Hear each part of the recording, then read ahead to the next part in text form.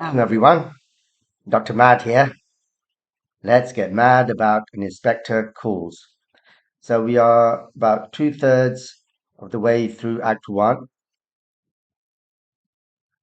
We had got to this point here in the audio. So remember the audio version is a little bit different to the written version. And I know that's a bit confusing, but just try to use that to challenge yourselves to make sure that you're focusing and listening and looking for the correct place in the written version. Obviously, I will go through the written version after listening to a few minutes at a time of the audio. So let's carry on listening for a few minutes. She was out of work for the next 2 months. Both her parents were dead, so that she'd no home to go back to, and she hadn't been able to save much, so after 2 months, with no work, no money coming in, and living in lodgings, with no relatives to help her, few friends, lonely, half-starved, she was feeling desperate. It's a rotten shame. Well, there are a lot of young women living that sort of existence in every city and big town in this country, Miss Burling. If there weren't, the factories and warehouses wouldn't know where to look for cheap labour. Ask your father. But these girls aren't cheap labour. They're people. I've had that notion myself from time to time. In fact, I thought it would do us all a bit of good if sometimes we tried to put ourselves in the place of these young women, counting their pennies in their dingy little back bedrooms. I expect it would. But what happened to her then? For she had what seemed to her a wonderful stroke of luck. She was taken on in a shop. Millward's. Millward's? It's a very good shop. We go there. In fact, I was there this afternoon. There was a good deal of influenza about at the time, and Millward suddenly found themselves short-handed. She liked working there. It was a nice change from a factory. And she felt she was making a good fresh start. But after a couple of months, just when she felt she was settling down nicely, they told her she'd have to go. Not doing her work properly. There was nothing wrong with her work. A customer complained about her, and so she had to go. When was this? At the end of January last year. What did this girl look like? Well, I have a photograph of her, if you'd care to take a look at it there. No! What's the matter with her? She recognised her, didn't she? Yes. Why the devil do you want to go upsetting the child like that? I didn't do it. She's upsetting herself. Why? I don't know. Yet. That's something I have to find out. Well, if you don't mind, I'll find out first. Shall I go to her? No, leave this to me. I must also have a word with my wife, tell her what's happening. We were having a nice little family celebration tonight, and a nasty mess you've made of it. That's more or less what I was thinking earlier tonight, sir. When I was in the infirmary looking at what was left of Eva Smith. A nice little promising life there, I thought. And a nasty mess somebody's made of it. Oh, well. I'd like to have... Okay, so let's stop there and let's go back.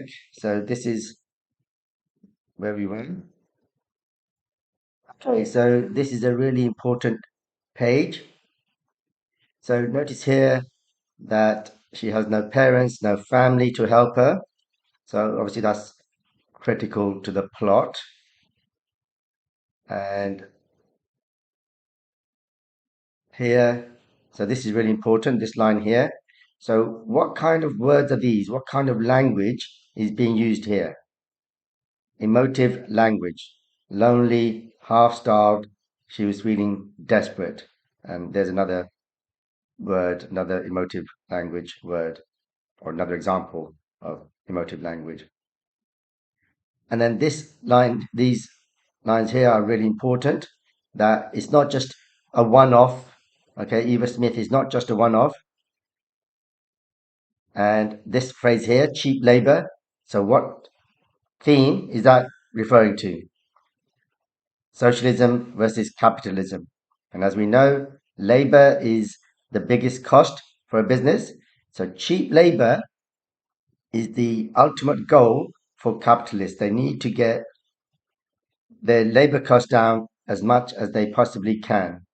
So this phrase here, cheap labor, is definitely one of the quotes that you want to learn for your exam.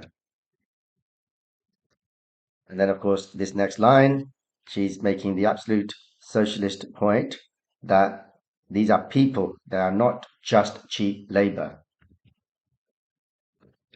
And then here, Priestley using the inspector. So remember, the inspector is the mouthpiece for Priestley. Priestley is using the inspector to put forward his views, and of course, Sheila and Eric as well as the play goes on. And here's more kind of emotive language, dingy little back bedrooms. So dingy meaning dirty, cheap, and that we should put ourselves into the place of these for other people, not just in this case, but just generally. This is something that some people would say that we should always try to look at things from other people's point of view, not just our own. And obviously, who would completely disagree with that? Mr. Berling would not really agree with that point of view. Okay, so let's carry on. Okay, so this page is mostly kind of plot. It's not something we have to analyze as such. And just a reminder that the audio version is quite different, isn't it, to the written version? So it can be a bit confusing, but you can kind of look at this. So she was saying that she was there to shop for the engagement and so on. And so this is just a bit of plot background. We don't need to worry too much about this. Anyway, so she was lucky to find the second job and to make a fresh start. And then Berling says that she got herself into trouble there, I suppose. So notice, and early on, the first thing he said was, "Oh, was she sacked because she didn't do her job properly?" So notice Berling always trying to find the negative, always trying to criticize Eva Smith. Okay, so let's move on to the next page. Actually, sorry, the line about not doing her work properly is on this page here. And we find out that the reason why she was sacked was because a customer complained. Can you guess who that was? Yes, Sheila Smith is the one who's going to turn out to be the one who complained about her. Okay, so let's go to the next page. And he shows her this photograph. So notice every time he shows the photograph to anybody, he only shows it to that one person at a time. And that's going to be important to the plot later on. I mean, it's not really that important in terms of like trying to analyze things. It's kind of a plot device to make it entertaining for the audience, but it is also important in a bigger way as well. We'll talk more about that when we get towards the end of the play. Okay, so this page is fairly straightforward. If you want to pause the video and just read through it yourselves, please do. But I'm going to move on to the next page. And then this is fairly important in the sense that, so notice Berling, no matter all the details he hears about, he has no feelings for Eva Smith. It's all about him. He's just so completely selfish and self-obsessed. And all he cares about is the fact that they were having a nice dinner and it's been ruined. And he doesn't care at all about the fact that Eva Smith, this poor girl, has killed herself in the most painful manner. Okay, so this is where we got to. So if you want to pause the video and just read through these lines, but we'll now listen to the next bit of the audio.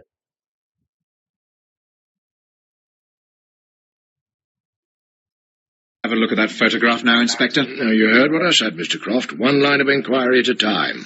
Otherwise, we'll all be talking at once, and we won't know where we are. If you've anything to tell me, you'll have an opportunity of doing it soon. Look here, I've had enough of this. I dare say. I'm sorry, but we were having a little party.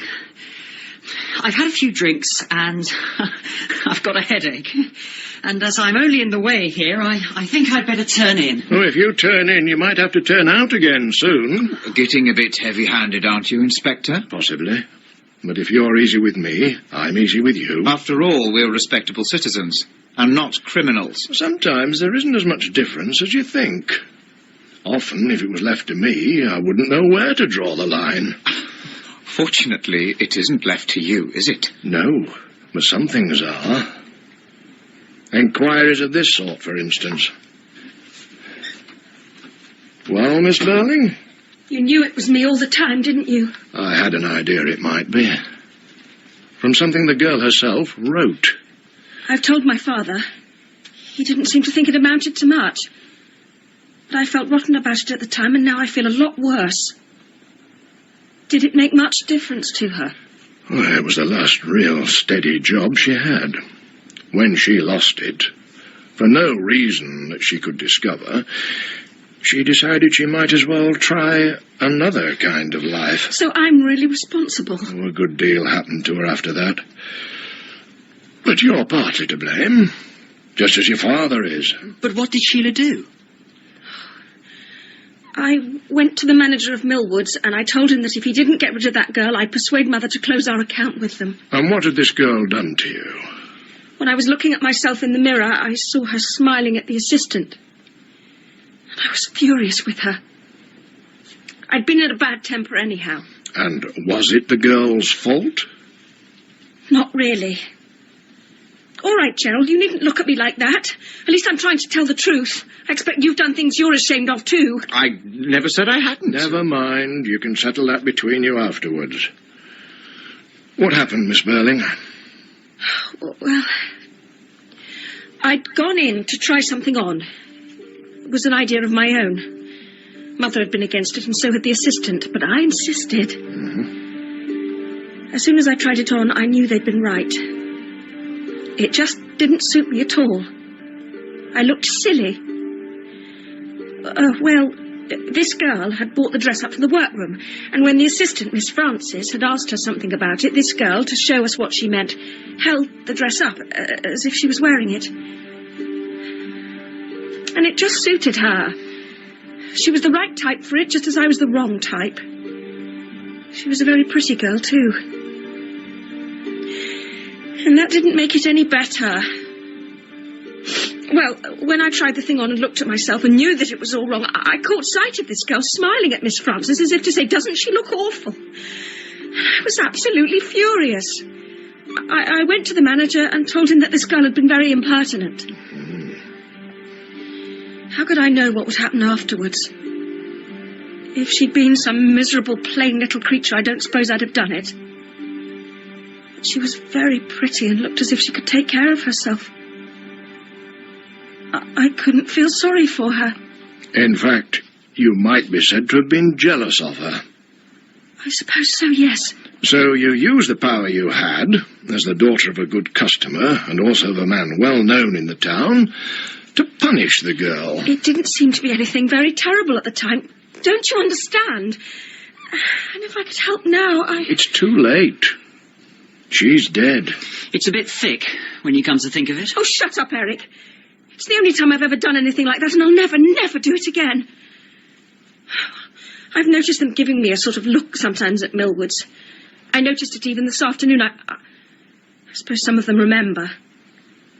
Why had this to happen? That's what I asked myself tonight, when I was looking at that dead girl. And then I said to myself, try to understand why it had to happen. And that's why I'm here, and why I'm not going till I know all that happened. Eva Smith lost her job with Burling and Company because the strike failed, and they were determined not to have another one. At last she found another job in a big shop, and had to leave there because you were annoyed with yourself, and passed the annoyance on to her. Now she had to try something else. Well, first, she changed her name to Daisy Renton. Daisy. Okay, so that's a good point to stop there. let's just go back and find where we were.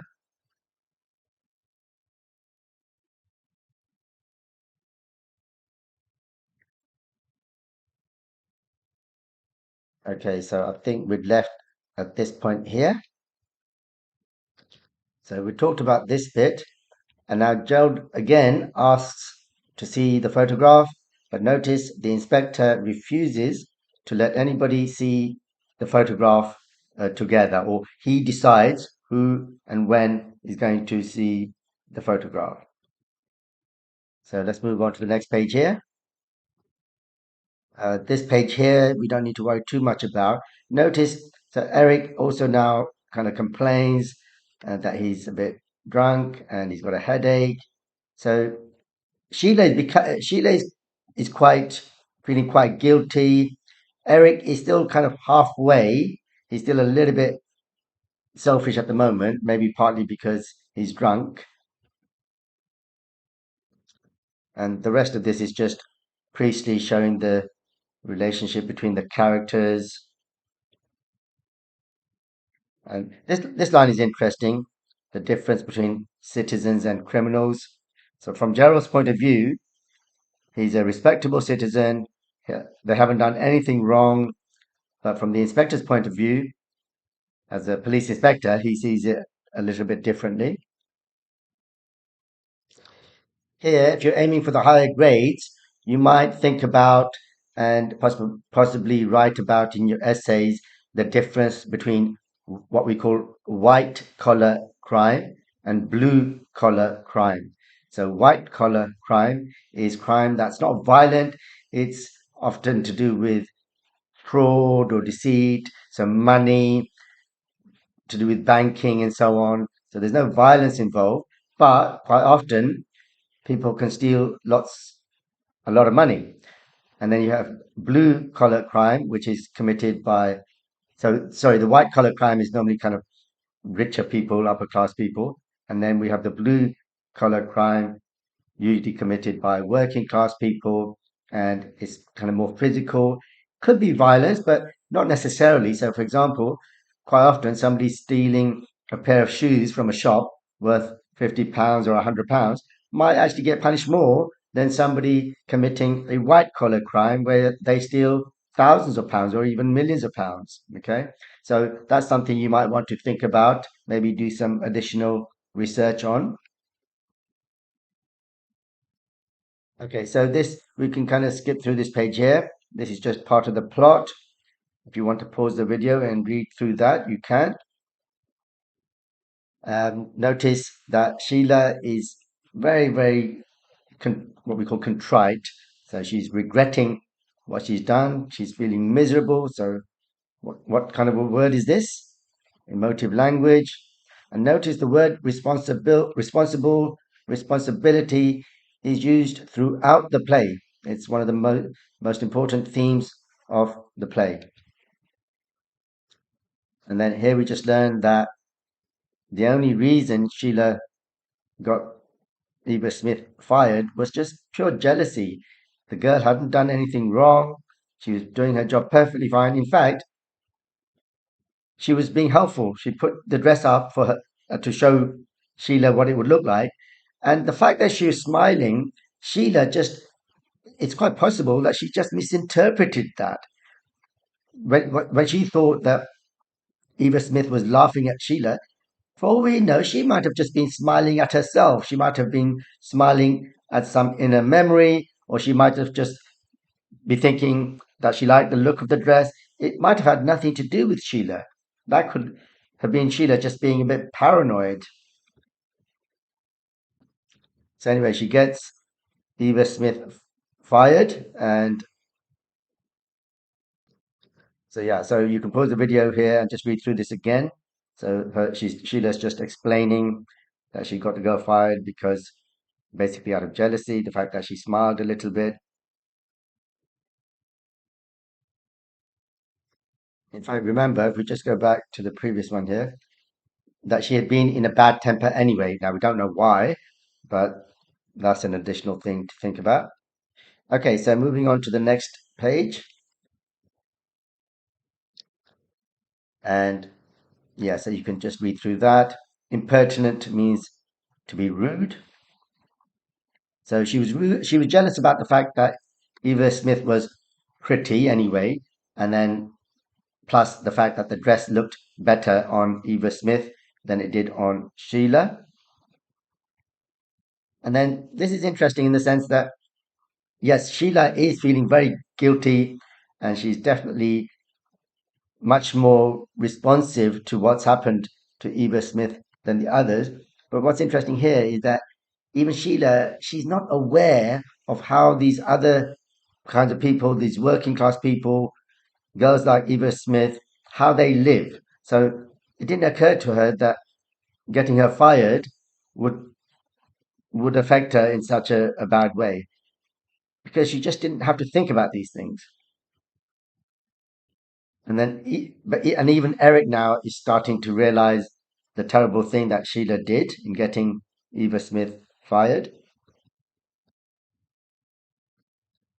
And Eric, sorry, Sheila becomes angry at Eric and saying, "Look, I wouldn't have done it if I'd known the consequences." So pause the video and just read through all of this again. So this here is just the inspector summarizing what's happened to us so far. So this is Priestley just summarizing for the audience, reminding them what's happened so far. That first she was sacked by Mr. Burling, and then Sheila had her sacked from her next job, and now we stopped here. So that was an important point to stop on. So remember, Eva Smith has three names in the play. Eva Smith, and remember the connotations of these names. So Eva, Eve, Adam and Eve, Garden of Eden, Smith, very common surname. So she stands for kind of all women, really. And Daisy Renton, think about the context video. So Daisy is a delicate flower. Renton, rent means to tear and also to hire yourself out. So poor Eva Smith, Daisy Renton, is now going to try a different kind of life, as the inspector will say I said earlier. Okay, so let's listen to Renton? the That's right, question. sir. Do you mind if I get myself a drink, Sheila? No. Where is your father, Miss Burling? He went to tell my mother what was happening. Eric, take the inspector to the drawing room.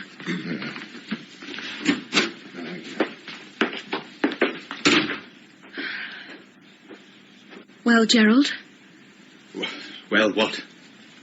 How did you come to know this girl, Eva Smith? I didn't. Daisy Renton, then it's the same thing. Why should I have known her? You gave yourself away as soon as he mentioned her other name. All right. I knew her. Let's leave it at that. We can't leave it at that. Listen, darling. That's no use. You not only knew her, but you knew her very well. Otherwise you wouldn't look so guilty about it.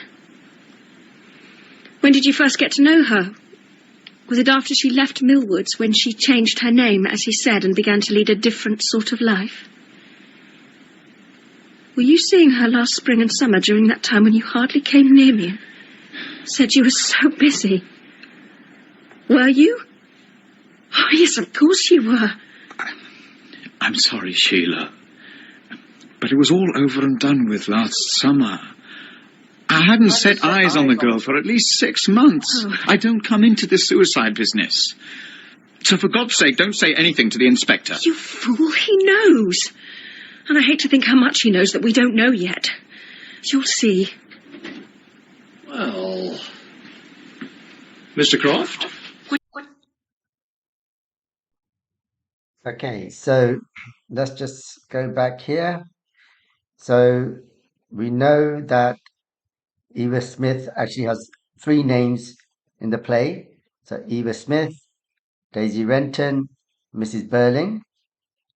And this is the first mention of the second name.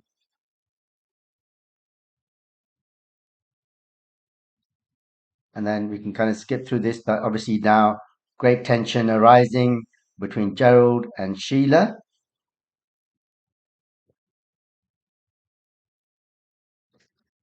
And then he tries to avoid the conversation, tries to avoid answering her questions. And obviously he's looking very guilty. And then notice this phrase here, a different sort of life. Okay, so we'll talk more about that later. And now remember this, at the beginning there was this foreshadowing about him not coming near Sheila. So now she's starting to put the pieces of the puzzle together.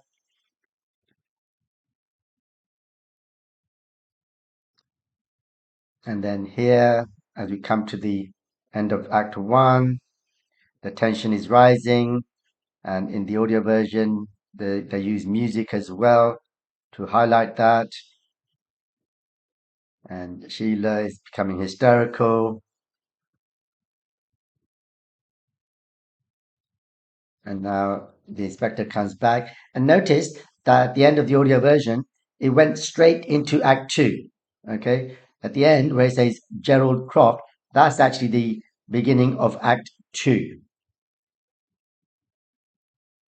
So what I'm going to do is actually stop there, and the next video, so that's obviously the end of Act 1, and the next video will be a whole video on summarizing Act 1, learning key quotations, questions and answers, all that kind of thing. So we'll just end on this slide here as always. If you found that video useful, please do subscribe and tell all your friends about it, and see you in the next video where we will summarize Act 1, learn key quotations, do some questions and answers to make sure that you have fully understood Act 1 before we carry on to Act 2.